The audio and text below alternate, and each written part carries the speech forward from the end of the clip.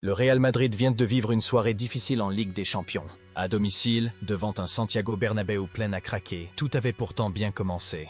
Rodrigo ouvre le score et fait exploser le stade. On pense alors que Madrid va dérouler, comme souvent dans les grands rendez-vous européens.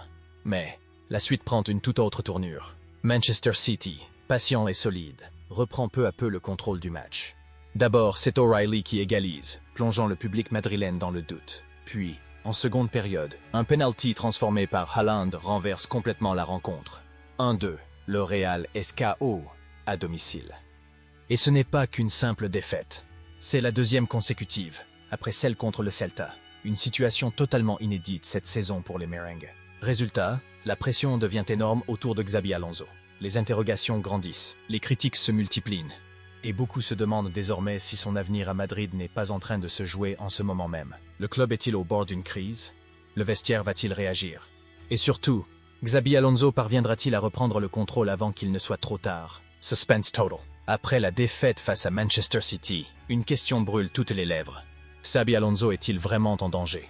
La pression est réelle, les critiques s'accumulent. Mais une chose inattendue se produit à l'intérieur du vestiaire madrilène. 3 voix majeures de l'équipe prennent la parole.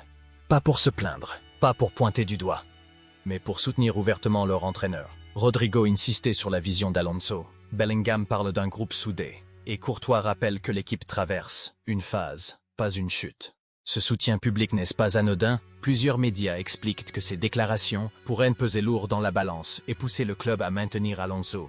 Du moins, pour l'instant. Mais est-ce que suffisant pour calmer la tempête?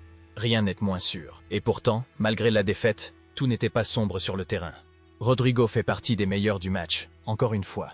Et les jeunes, comme Hendrick, entrent pour quelques minutes mais laissent déjà monter l'espoir d'un futur très proche. Ils apportent énergie, envie, et cette petite étincelle qui peut faire basculer un match. Alors, que doit-on retenir? Une équipe qui perd, mais qui reste unie. Un entraîneur sous pression, mais défendu par ses propres joueurs.